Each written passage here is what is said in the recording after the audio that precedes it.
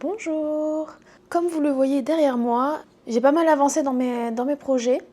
Comment ça va se passer, c'est que je vais vous montrer ce que j'ai terminé. Il n'y en a pas beaucoup que j'ai terminé. Tous mes en cours, ce qui est le plus avancé, le moins avancé.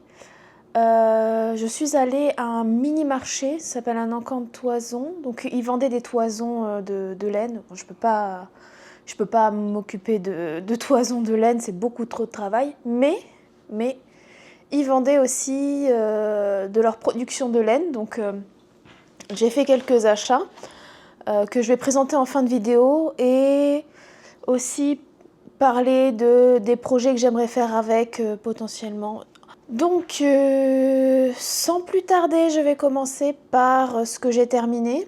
Donc la dernière fois, je parlais d'une veste, ma Nomad Jacket, et il lui manquait des manches. Et il lui manquait des poches.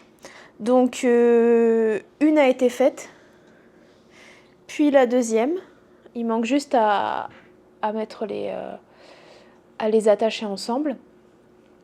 Puis, c'est dans ce sens-là. À les attacher ensemble, puis de les mettre sur ma veste. Mais d'abord, j'aimerais les bloquer et les étirer au maximum, parce que là, ça me semble un peu petit. Mais une fois étiré au maximum, bloqué au maximum, et mis sur la poche, et mis sur la veste, il y aura assez de place pour mettre les mains largement. Donc ça, c'est le seul projet terminé. J'ai bloqué ma Auguste Cardi, je ne l'ai pas encore testée, j'attendais de faire cette vidéo pour la tester devant vos yeux ébahis. On va éviter que ça grésille. Donc, eh ben, la longueur est parfaite.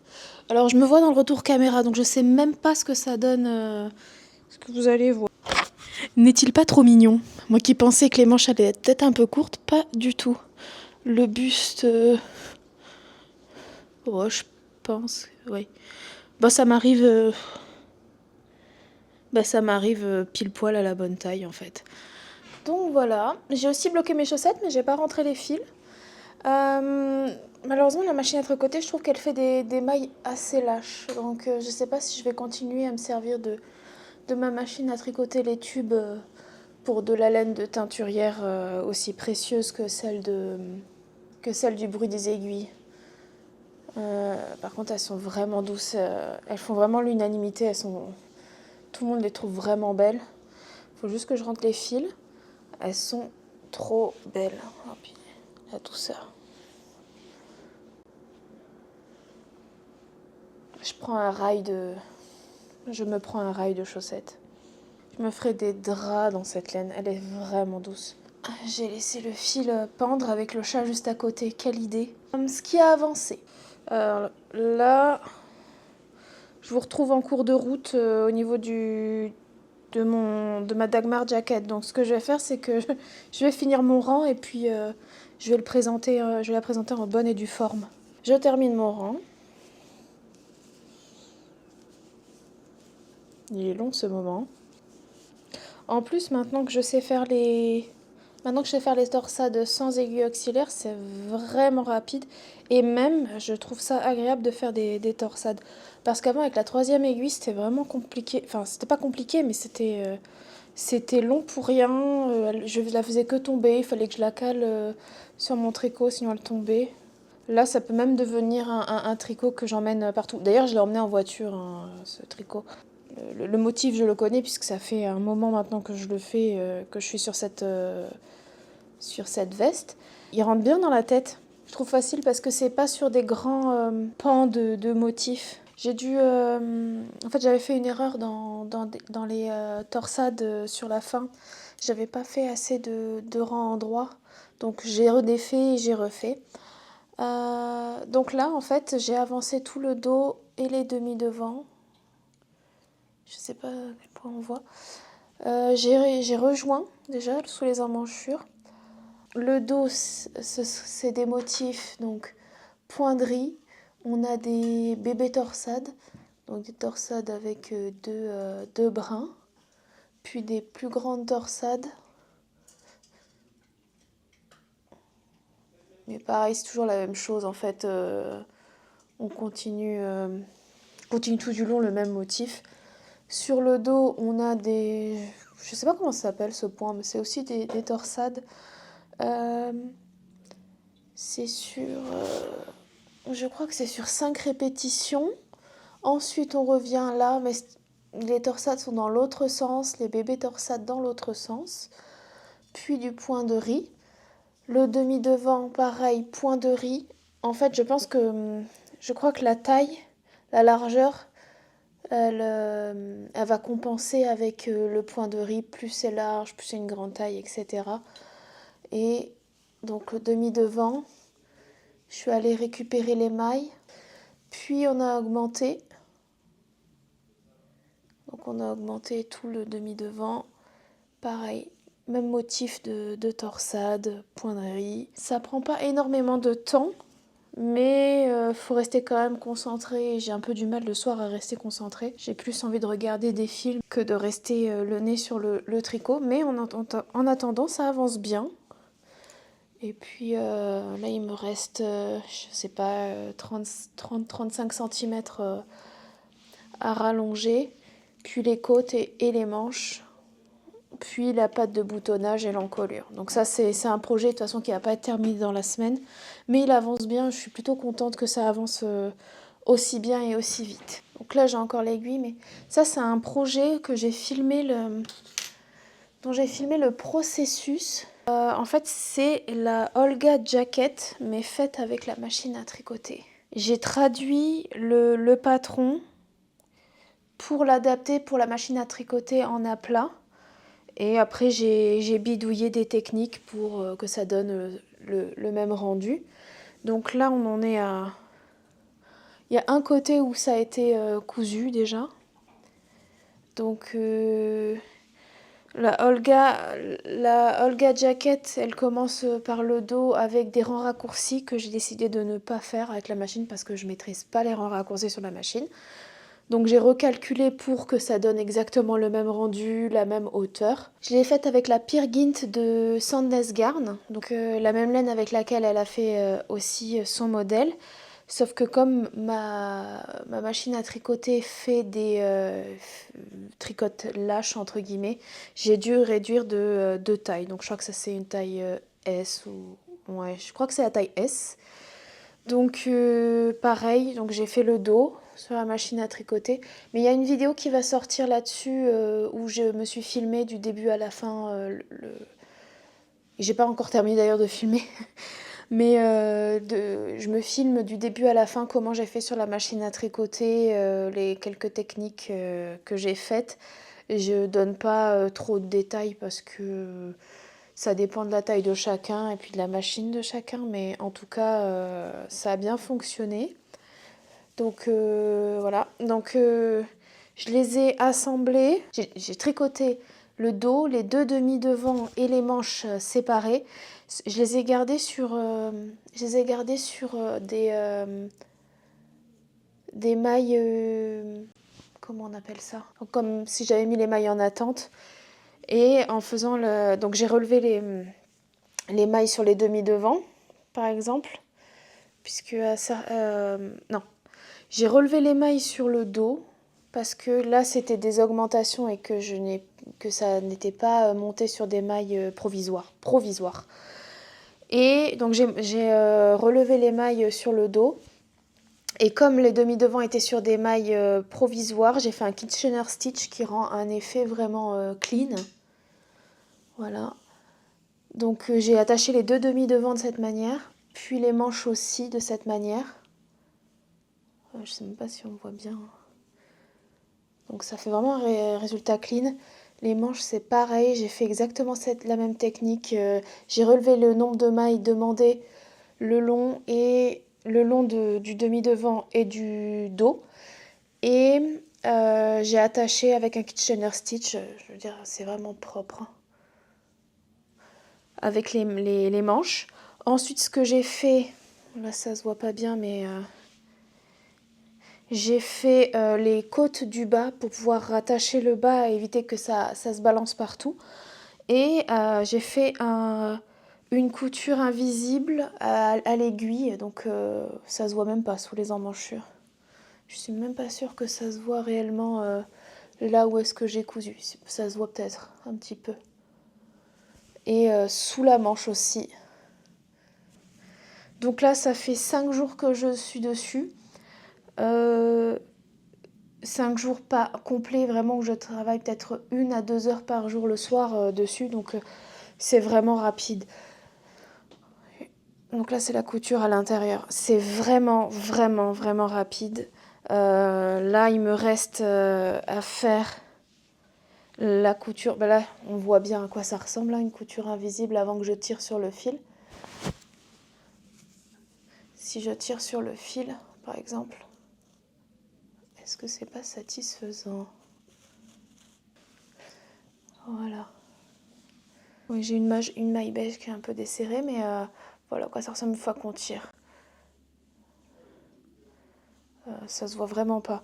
Donc ça, il faut que je termine de coudre sous les manches et le long du corps. Puis je vais faire les côtes. Ensuite, je vais faire les pattes de boutonnage. Les pattes de boutonnage puis l'encolure. Les couleurs utilisées, c'est la Peer Gynt 3819 et la Peer Gynt 2321. Donc c'est une couleur avoine et une couleur orange, orange un peu fluo. J'adore la couleur orange, ça c'est sûr. Je pense que ça ira bien dans ma garde-robe. Alors le tissu est vraiment très sec. Je sais que ça va être vraiment agréable à porter. Il est épais, il est quand même il est quand même assez élastique. Je l'avais jamais enfilé. À savoir que la Peer Gynt, j'avais déjà tricoté, je crois, une fois quelque chose avec. Mais elle s'étend pas mal au lavage. Voilà. À quoi ça ressemble. Le devant est vraiment à la bonne hauteur. Là, j'ai commencé la Dartmoor Sweater. Je sais toujours pas le dire. Ultra rapide. En 1h30, j'ai fait tout ça. Même pas 1h30, en 1 heure. Et j'étais dans la voiture et j'ai fait des pauses et j'ai dormi. C'est la Cloud de Lang. Alors, elle est magnifique. Je veux dire, les couleurs, les couleurs sont vraiment incroyables. C'est doux, c'est léger. Je pense que ça va pas mal s'étirer vu que je connais plus ou moins ce genre de matière et je trouve que ça s'étend pas mal. Là, le point ne fait pas très régulier parce que je suis en aller-retour, mais je veux dire, les ensembles de couleurs sont vraiment incroyables. Alors, on commence par monter un I-cord tout le long. Et ensuite, on vient récupérer les mailles. On fait du rang raccourci à l'allemande. Puis ensuite, on déroule le dos. Et ensuite, on va venir récupérer les 2 demi-devants. Et récupérer sous les emmanchures. C'est vraiment quasiment toujours le même type de construction, j'ai l'impression que je fais. Monter un pull à partir d'un I-cord, ça j'avais jamais fait. Alors moi je fais la taille 4 dessus. J'ai l'impression que ça va être un tout petit peu large. Ça va être un petit peu large. Donc ce qui fait que je vais pas le faire trop long. Je vais le faire boxy, assez court juste au-dessus des fesses pour pas que ça fasse un peu baggy. Comme je pense que ça va s'allonger, ce sera bon. Je vais pas faire non plus les manches trop longues pour éviter de me retrouver avec des manches qui m'arrivent ici. Non, le patron me semble vraiment simple. Du moins, il n'y a pas trop à se poser de questions. De toute façon, c'est un modèle simple, mis à part le détail de l'i-cord dans le dos. Ça reste quand même un patron assez basique. Dernier projet en cours. Dernier projet. Je l'ai commencé il y a pas très longtemps, c'est-à-dire je l'ai commencé cet après-midi avec la laine. Donc c'est le Collard cardigan que je fais en mélodie de drops couleur vanilla. Ah, c'est doux. Autant le mohair de drops, je ne le supporte pas sur ma peau, il me gratte. Encore des petits poils, décidément. Le kid mohair de drops, je supporte pas, il me gratte. Y a aussi celui de Sandnesgarn qui me gratte. Autant leur alpaga est vraiment doux. Y a vraiment une grosse différence entre les deux. Celui-là, je pense que je pourrais le porter vraiment à même la peau. J'ai très envie d'acheter d'autres couleurs de cette gamme-là pour me faire la Cloud Blouse de Petite Knit. Peut-être quelque chose comme dans du vert. C'est fou parce que je regarde sur le site de Drops, on est à 3 euros. Je regarde sur un site québécois de laine canadienne, il est à 11 $ hors taxe. C'est un petit luxe. Je pensais faire dans quelque chose comme cette couleur. En ce moment, je suis beaucoup rose. Normalement, je tricote, enfin, je ne porte jamais de rose. Et en ce moment, j'ai très envie de porter du rose. Ou alors, mais là, c'est pareil. Moi, ma passion, c'est le vert. J'adore le vert, mais je porte que du vert. Et il faut à un moment donné un peu changer ses habitudes. Mais ce vert, je sais même pas si on le voit bien, s'appelle glace pistache. Oh là là. Et en plus, je pourrais même faire la cloud, je crois que c'est sweater ou quelque chose comme ça, en mélangeant avec de la Drops Air. Pareil, glace pistache, Drops Air. Donc, ce que j'ai fait là jusqu'à présent, on va monter le nombre de mailles indiquées. Et là, je suis dans les rangs raccourcis à l'allemande. Je fais les rangs raccourcis parce que je fais les rangs raccourcis dans le haut du dos. Puis je vais faire un nombre de rangs indiqués. Puis ensuite, je vais augmenter pour les dessous de bras, pour les dessous d'emmanchure. Je crois que je vais devoir, comme l'autre, récupérer des mailles sur le devant pour pouvoir faire les demi-devants et enchaîner le corps. Je lis rarement mes patrons du début à la fin, donc ça va être la surprise. Je me fais cette surprise-là. Voilà à quoi ça ressemble les mailles jusqu'à présent. C'est assez lâche, mais je pense que pour cet été, ce sera vraiment agréable. Donc voilà pour mes encours. Donc j'ai fait quelques achats au Michaels. J'ai acheté de la tubulaire artisanale douce de Loops and Thread. Donc c'est un tube en fait de coton. Je compte faire une vidéo sur mes projets pour cet été et ça inclura cette fibre-là. Je suis allée à un encan de toison. Je ne savais pas trop ce que c'était, mais en fait, l'encan de toison, c'est les producteurs qui vendent les toisons de leurs bêtes qui sont pas traitées, lavées, filées, cardées, tout ça. Alors, c'est super doux, mais je serais incapable de le faire déjà dans mon petit appartement. C'est beaucoup de travail et je suis quand même feignante. Voilà, j'ai de quoi filer. J'ai aussi de la fibre à filer qui est déjà teinte, cardée, etc. J'ai pas pris le temps encore de vraiment apprendre. Ça ne saurait tarder. Que c'était un encan, mais il y avait quand même des ventes de laine. Donc il y avait de l'alpaga et elle avait des chèvres angora. Il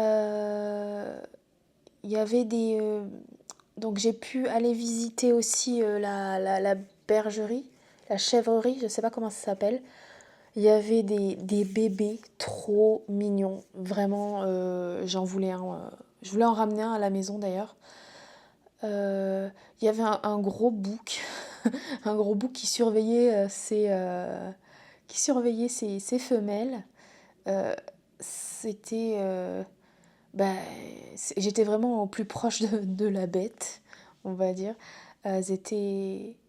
Ça m'a donné envie en fait d'avoir une bergerie, même l'odeur. Bon, ça sent mauvais, mais ça sent bon à la fois, je sais pas comment expliquer. Il y avait un peu des poules et un petit chat super mignon, un petit chat noir là. J'ai failli j'aurais pu le prendre avec moi en catimini sous le manteau, mais donc je suis allée visiter tous les beaux stands. Donc il y avait un stand où elle vendait ses toisons en alpaga, de la laine d'alpaga, des pompons, des petits boutons. Donc il y avait de l'alpaga filé, de l'alpaga de filature. Il y avait plusieurs sortes, mais que des couleurs naturelles.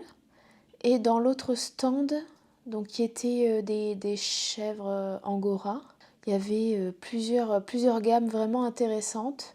Alors je connais pas tous les noms, mais je sais que j'avais déjà acheté chez elle et c'est la laine que j'ai pas encore tricotée. Très douce, soyeuse, c'est vraiment de la belle qualité. Je trouve que le prix est quand même honnête par rapport à la qualité et le temps mis dans ses produits. Elle a de la teinture naturelle et de la teinture chimique que je vais présenter ce que j'ai acheté. Pas trop d'achats, hein. J'essaye de faire attention parce que j'ai déjà beaucoup de laine. Maintenant, ce que je fais, c'est que quand je vais acheter de la laine, je vais plutôt me pencher vers des matières ou des laines ou des marques même que j'ai jamais tricotées avant.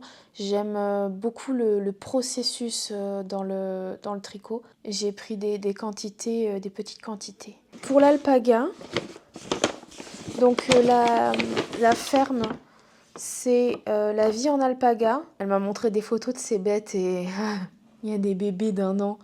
On dirait des petits bouts de bois. Ils sont tout maigres quand ils ont été tondus, trop mignons.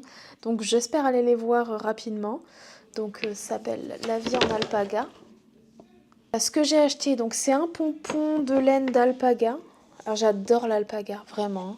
Ça, je sais, je le tricote beaucoup, hein. J'avais déjà un petit alpaga comme ça que je tricote assez souvent. Et j'ai acheté, donc ça c'est une laine 85% d'alpaga et 15% de mérino, donc il y a 135 grammes. Il m'a coûté 60,75 $. Donc voilà en alpaga. De toute façon, je sais pas que je pense, c'est sûr que je vais me faire un bonnet avec. Et je pense la porter avec ma Nomad Jacket qui est aussi une couleur un peu crème, pareil, c'est aussi de l'alpaga. Donc ça, ce sera un projet à faire pour cet hiver. Ensuite, donc de la chèvrerie, la dame qui nous a accueillis sur son terrain. Ça s'appelle l'élevage au fil des saisons. Comme j'ai dit, en ce moment, je suis un peu dans le rose. C'est 2 écheveaux de cette couleur-là, c'est un rose un peu violet. 1/3 de mohair, 1/3 de laine d'agneau et 1/3 d'alpaga. Donc c'est teint à la cochenille, 32 $. Donc c'est une couleur naturelle. C'est la qualité ballerine. Donc c'est 149 mètres pour 100 grammes. Ce que je voulais faire à la base, et je me suis rendu compte que j'aurais sûrement pas assez, je voulais faire le Tolstati avec, mais ça demande 800 mètres et là j'ai même pas 300 mètres. Je pense que je vais juste faire le Cinch Mi Crop Top. Alors elle c'est du worsted et moi c'est du Deka, donc je vais essayer d'adapter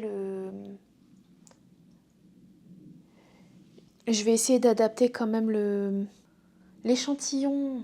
Je vais essayer d'adapter l'échantillon pour que ça fasse pas ajourer. Ensuite j'ai vu, donc ça c'est un kit. C'est une laine que j'ai jamais tricotée. Ça s'appelle le fil énergie. Donc je crois que ça c'est de l'épaisseur, c'est clairement de l'épaisseur dentelle.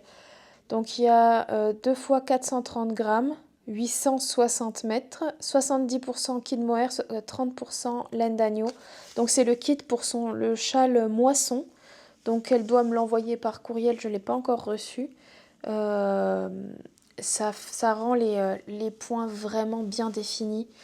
J'ai hâte de tester cette fibre-là. J'ai jamais tricoté quelque chose pareil. De toute façon, on voit, on dirait des petits spaghettis. Donc j'ai hâte de tester. Je pense que je vais le tricoter cet été, très clairement. Donc c'est ce qui conclut cette vidéo.